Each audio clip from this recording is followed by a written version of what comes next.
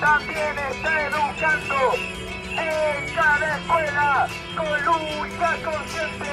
Se une y se organiza el pueblo docente. Desde el corazón de cada escuela y liceo, el primer recreo, el podcast de Pueblo Docente.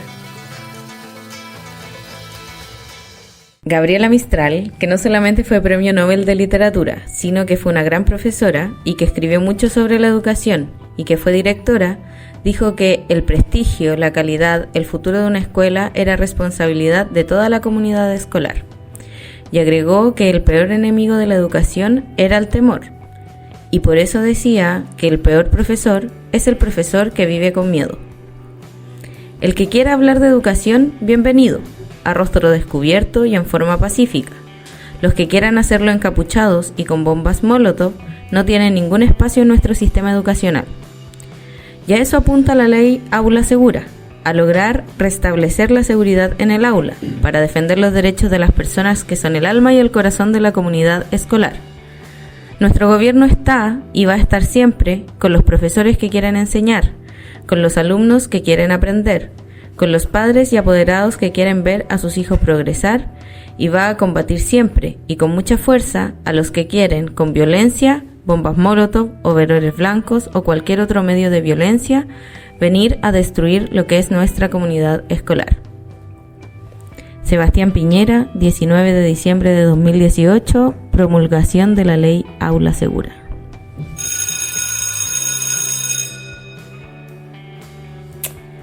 Bienvenidos y bienvenidas, colegas, a este nuevo programa de El Primer Recreo, el podcast de Pueblo Docente. Con estas palabras de hace poquito, solamente vamos a comenzar nuestro programa de hoy, que va a tratar de justamente esta ley tan controversial que es Aula Segura. Pero antes de continuar, obviamente invitarlos a seguir nuestras redes sociales, nuestra página web, por supuesto que nuestra página de Spotify, y también dejarlos invitados para nuestro taller que haremos el día 5 de julio en el Museo de la Educación a las 10 de la mañana.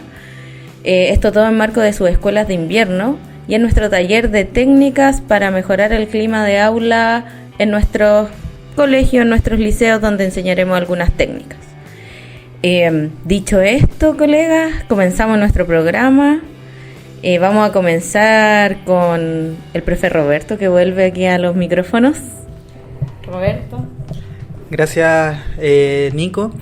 Y bueno, muy ilustrativas las palabras en ese discurso de promulgación de la ley el año 2018. Ya estamos a casi 4 años de esta ley de aula segura, que venía a ser como la respuesta del sistema político. Fue aprobada por amplias mayorías del Parlamento, tanto de oficialismo, de oposición de esa época. Hubo muy poquitas abstenciones o votos en contra, y si bien tuvo algunas modificaciones, etcétera, fue muy amplio el respaldo de la élite política frente a esta situación, frente a esta ley que nace a partir de ciertos conflictos muy particulares. Dícese el incendio en el Liceo Amunátegui en Santiago Centro, tema de los overoles blancos, etcétera. Una situación muy puntual en una comuna muy puntual, pero se respondió con una ley a nivel nacional. Y ahí nos queremos hacer un par de preguntas. Si a 4 años de la implementación de esta ley, las aulas de nuestro país son, entre comillas, seguras, ¿hemos visto una disminución de la violencia en nuestras escuelas? ¿Los hechos de violencia política en los denominados colegios, entre comillas, emblemáticos, se acabaron? ¿En qué caso debería usarse esta ley? Son todas preguntas que nos hacemos desde Pueblo Docente, y que ante el escenario de violencia que hemos tenido durante esta post-pandemia, este retorno a la presencialidad, ha estado bien complicada. En ese sentido, queremos de alguna otra forma conceptualizar la definición de violencia desde la ley Aula Segura, para desde ahí empezar a problematizarla. Y cito textual lo que dice la ley. Dice: siempre se entenderá que afectan gravemente la convivencia escolar los actos cometidos por cualquier miembro de la comunidad educativa, tales como profesores, padres y apoderados, alumnos, asistentes de la educación, entre otros, de un establecimiento educacional que causen daño a la integridad física o psíquica de cualquiera de los miembros de la comunidad educativa o de terceros que se encuentren en las dependencias de los establecimientos, tales como agresiones de carácter sexual, agresiones físicas que produzcan lesiones, uso, porte, posesión y tenencia de armas o artefactos incendiarios, así como también los actos que atenten contra la infraestructura esencial para la prestación del servicio educativo por parte del establecimiento. Y esta misma ley, a su vez, desglosa cuál va a ser el procedimiento, y la principal innovación de lo que existía con los manuales de convivencia es que la suspensión por 10 días del estudiante, y en este caso la ley no solamente es para estudiantes, sino para cualquier miembro de la comunidad que comete estos actos, que fue algo que la oposición al gobierno de Piñera en ese momento logró instalar dentro de la ley, no solamente contra el sujeto estudiantil. Pero por una parte vemos cómo esta incongruencia entre lo que es el discurso político de la autoridad de esa época versus lo que dice la realidad de la ley, y que finalmente lo que integra y lo que modifica de los manuales de convivencia es que anteriormente a esta ley la suspensión de un estudiante ella era ya vista como conceptualizada como una sanción. Entonces lo que permite la ley es que los equipos directivos, los directores o directoras de los colegios puedan suspender a los estudiantes por 10 días, y eso se ha tomado como una medida cautelar mientras se hace la investigación, y que esa investigación puede conllevar la cancelación de matrícula de algún estudiante o de implicado en este caso. No hemos tenido conocimiento de un caso donde se le aplique a alguien que no sea sujeto estudiantil. La referencia, los datos cruzados que hemos revisado no hablan de esto. Lo que sí, la Defensoría de la Niñez nos sacó un informe de los casos del 2019-2020, son las cifras más actualizadas que tenemos, y que hasta ese año el 50% de la aplicación de la ley Aula Segura fue a estudiantes de enseñanza básica. Y todos entendemos que ese no es el foco de lo que buscaba la ley. Y según los datos de la Defensoría de la Niñez, la mayor causal, en un 43% de la aplicación de aula segura en los colegios a nivel nacional, es la transgresión reiterada de normas del establecimiento educacional, lo cual, por eso plantea la Defensoría que los manuales de convivencia ya bastarían para afrontar estas situaciones.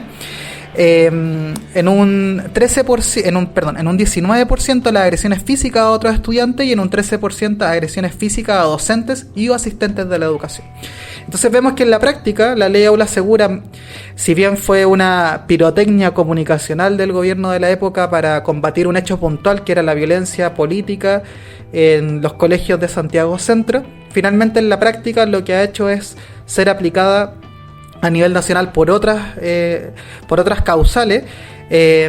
Muy abajo aparece el tema del uso, porte o posesión de armas o artefactos incendiarios. Entonces vemos que todo este tema o todo este uso mediático de la ley, ya como que nos estamos acostumbrando que todo es como sin violencia o seguro, vemos que no ataca el problema de fondo, y al contrario, o sea, como teniendo esta ley hemos visto que nuestra y nuestros colegas cada vez están sufriendo más agresiones o hay más violencia dentro de los espacios educativos. Y en ese sentido, como pueblo docente, hemos levantado un material muy práctico que el profe Rodrigo les va a explicar a continuación, y le doy el pase para que pueda comentarnos este material. Hola colegas, hola Nico, Roberto. Bueno, nosotros como organización hemos elaborado un instructivo que busca orientar con un sentido de urgencia a los docentes que han sido víctimas de agresión escolar, permitiendo la contención y el actuar organizado de los cuerpos directivos y educativos en cada escuela y liceo del país cuando nuestros colegas han sido víctimas. Hemos visto como a modo de contexto que en los últimos meses, años, pero sobre todo estos últimos meses, hemos sido testigos de distintos hechos de violencia que han impactado directamente la seguridad y el bienestar de las comunidades educativas, especialmente a los profes que abordamos día a día un proceso de enseñanza con cientos de estudiantes. Entonces, en este contexto, elaboramos un instructivo con una guía práctica con una serie de pasos que buscan esclarecer qué es lo que se debe hacer en caso de agresión física, amenazas o ciberacoso, que podrían ser consideradas faltas gravísimas dentro de cualquier reglamento de convivencia escolar y, por lo tanto, es una información de primera necesidad para cualquier profesor. ¿Qué debo hacer en estos casos? Primero, avisar al encargado de convivencia escolar e inspectoría para activar los protocolos según el RICE o el reglamento interno. En segundo lugar, ingresar denuncia a carabineros o solicitar a la dirección que lo haga en caso de agresión física o amenazas. En tercer lugar, constatar lesiones en el centro de salud más cercano o la H o la mutual. En cuarto lugar, recibir apoyo psicológico o médico en lo inmediato si la agresión lo amerita. Y por último, en quinto lugar, solicitar el informe de cierre a dirección cuando termine el proceso de investigación en el caso de que la agresión provenga de un estudiante o un apoderado de la comunidad. Estos serían los 5 pasos que se encuentran también disponibles en una guía práctica en nuestras plataformas, en Instagram, la página. Lo pueden también solicitar por el correo si es necesario. Pero lo importante que acá quisiera destacar es que como premisa para nosotros no es bueno normalizar ni naturalizar las agresiones. Entonces, ningún tipo de actitud desafiante ni malos tratos que denigren nuestra labor deberíamos normalizar. Y ante una agresión o ante un hecho de esta naturaleza es súper importante el apoyo entre colegas, que nosotros fomentemos en la organización para que agilicemos los procesos según el RICE, que muchas veces sabemos que están llenos de burocracias y trabas que impiden la ejecución de las medidas sancionatorias o formativas, y desde esta perspectiva abordar el problema con un protagonismo docente, o sea, desde los consejos de profesores, los sindicatos, buscando acciones concretas que nos permitan enfrentar la crisis educativa en nuestros establecimientos, porque estos problemas que se presentan y para lo cual buscamos dar respuesta a través de este instructivo, se presentan en cualquier tipo de contexto escolar, y eso es lo que debemos dejar claro para poder actuar de manera oportuna. Bueno, muchas gracias, profe Rodrigo. Recordarles que este instructivo es para cualquier tipo de contexto escolar, porque a cualquiera le puede pasar, sobre todo como estamos ahora. Pero para continuar el diálogo vamos a darle el pase al profe Claudio para que nos pueda contar un poco su experiencia y también el análisis que él hace respecto de este tema. Gracias, Nico. Hola a todos los colegas y a todas. Bueno, me gustaría compartir un poco mi experiencia respecto a la temática que se está abordando. Yo soy profesor de educación física en un liceo técnico profesional de dependencia municipal en la comuna de Pudahuel. Mira, este año lamentablemente mi comunidad educativa se ha habido envuelta en una ola de violencia. Y por lo que entiendo con diferentes diálogos que he tenido con docentes, es algo transversal, ¿cierto?, al sistema educativo, y que afecta, desde mi apreciación, mayoritariamente al sistema público. No quiere decir que los demás establecimientos de otros tipos de dependencias no lo sean. Difícil situación. Nosotros nos hemos visto envueltos en situaciones de peleas entre estudiantes, agresiones verbales entre estudiantes, hacia profesores, amenazas, y esto partió desde marzo hasta abril promedio, y claramente cada comunidad, en base a estos hechos, creo que tiene un accionar, ¿cierto? Tiene una forma de abordar estas problemáticas según su realidad y su contexto. Lamentablemente en la mía no dimos, creo, el ancho. No porque no haya una disposición desde los profesionales que componen la comunidad educativa, sino también, yo creo, por en el fondo la aglomeración de problemáticas que se dan en esta comunidad, ¿cierto? Ya que son muchos chicos que tienen diferentes tipos de problemas sociales, vulneraciones, y claramente eso repercute de alguna forma en violencia, en mi comunidad. Puedo decir que de alguna forma esta violencia se fue de las manos. Nos vimos sobrepasados en algunos momentos, donde profesores terminan tirando licencias, estudiantes terminan abandonando la comunidad por miedo, ¿cierto?, a esta ola de violencia que nos golpeó. Y bueno, esto no ha parado hasta la actualidad, ¿cierto? Hasta este momento seguimos pasando por diferentes procesos y diferentes situaciones también respecto a la violencia. Y ahora yo creo que la gota que derramó el vaso fue que últimamente en mi comunidad estuvo mediatizada por un hecho súper grave, en el cual un estudiante percutó un arma de fuego dentro de la sala. Y esto claramente generó un tremendo impacto en la comunidad. Actualmente la comunidad, yo la describo como una comunidad quebrada en algunos aspectos, en el ámbito profesional, como cuerpo profesional del establecimiento, ya que no hemos sabido llegar a acuerdos que en el fondo puedan llegar a mediar o a dar solución en algunos aspectos a esta ola de violencia. A eso me sumo a la labor de directivos, convivencia escolar, trabajo de docentes, asistentes de la educación y todo el personal que lo compone. Eso creo que, bueno, en respecto a lo que ustedes estaban hablando y la aplicación de Aula Segura, en este caso se aplicó, que ha sido la primera vez que se aplica en mi comunidad. Y bueno, este chico que realizó el disparo se le sorprendió con otro armamento más. O sea, ese día estuvo con 2 pistolas en el aula. Se le sorprendió con droga. Y bueno, esa es la realidad yo creo de muchas de las comunidades que hoy en día se ven colapsadas, ¿cierto?, con estos chicos que lamentablemente, y según mi apreciación, no están conectados con su aprendizaje, lamentablemente. Y guarda relación con sus problemas sociales y el contexto lamentable que les toca vivir de repente, que son la realidad hoy en día es delincuencia. Lo digo así, sin tapujos. Esa es mi experiencia respecto a lo que está pasando.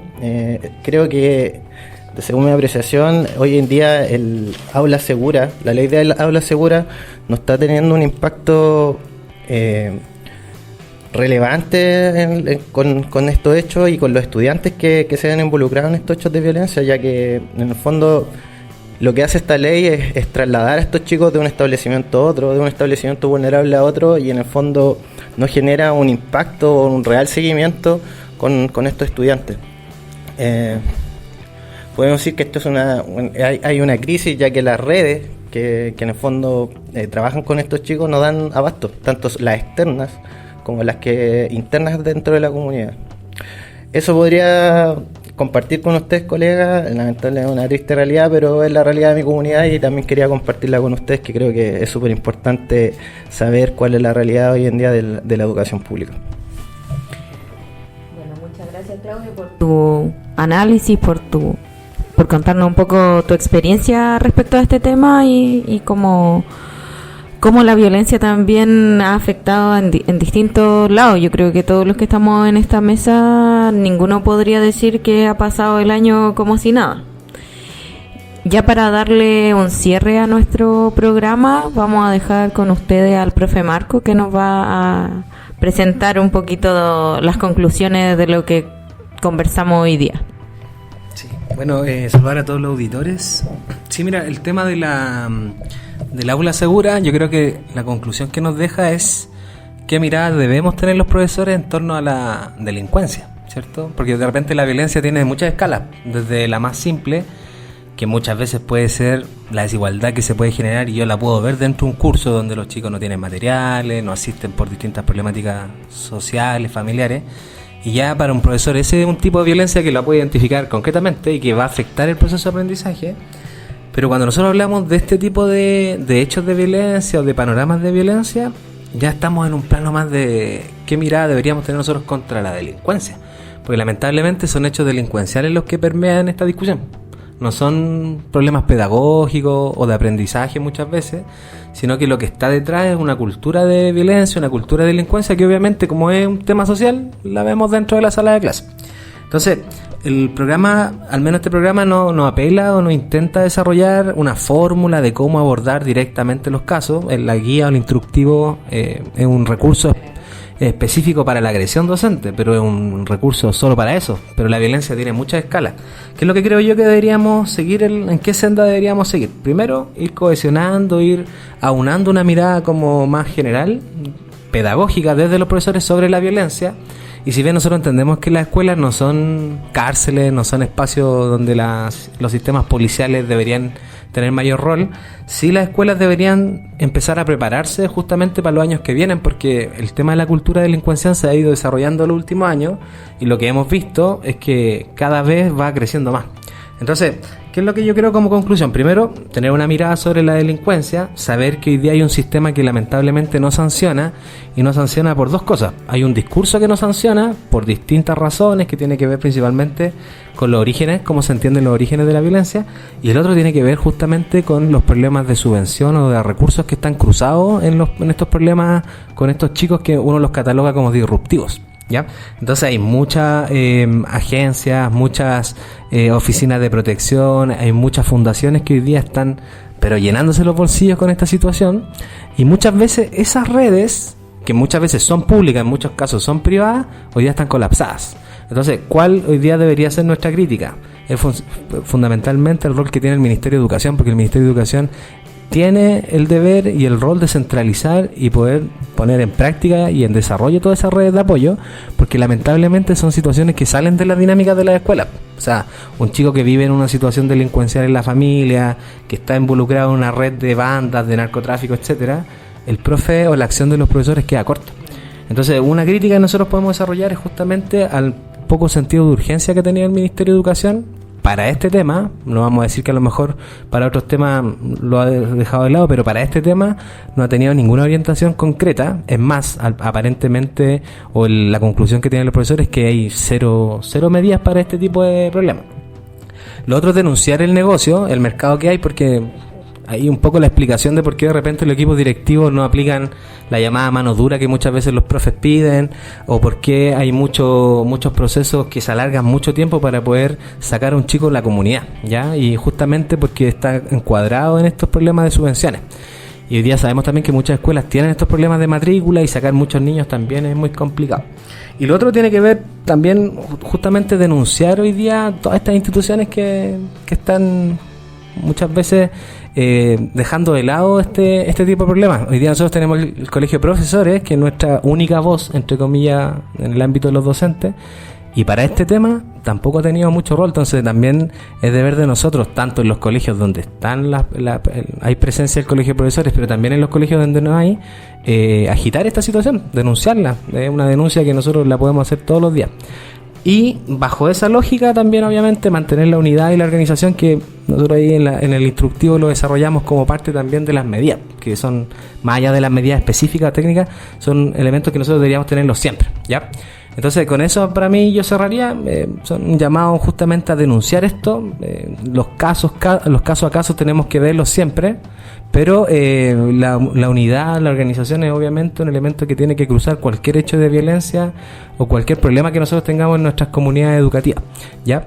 Entonces, en conclusión, para nosotros la ley sigue siendo insuficiente. Lamentablemente no ha venido a resolver los problemas, y la tendencia, al menos la situación que nosotros vemos, es que cada año la cosa va peor. Entonces, eso al menos es mi conclusión. Bueno, colega, ya para ir cerrando este capítulo, que bueno, este tema nos ha tomado más de un capítulo. Creemos que es un tema complicado, del que todavía no se conversa lo suficiente, y para el que no hay medidas todavía que sean suficientes para combatir o para aplacar un poco esto de la violencia en las escuelas. Sabemos que lo hemos conversado harto. Yo creo que queda mucho por conversar todavía. Hay muchas aristas que no alcanzamos a tocar en estos programas. Por lo pronto, Nosotros tenemos nuestro taller, como ya les dijimos al inicio, pero que sabemos que se centra netamente en lo que es el aula y no viene a tomar toda o tratar de aplacar toda la violencia que se da en la escuela, porque sabemos que no, en estos momentos es imposible hacerlo. Así que vamos de a poquito al menos y tenemos nuestro taller al que los dejamos invitados para mejorar el clima escolar, el clima de aula. Y, el 5 de julio en el Museo de la Educación. Y también los dejamos invitados para que revisen nuestras redes sociales, nuestra página web, donde pueden encontrar toda la información del taller, de qué se trata, cuál es su objetivo. Y van a encontrar el enlace para la inscripción de nuestro taller también en nuestras redes sociales y también en la descripción de este capítulo del podcast. Con esto nos despedimos, no queremos que los ánimos queden tan abajo, así que los dejamos súper invitados a este taller, que es bueno, es efectivo, y además se da dentro de un lugar que nos llama, que es el Museo de la Educación. Nos vemos, que esté muy bien, hasta el próximo capítulo.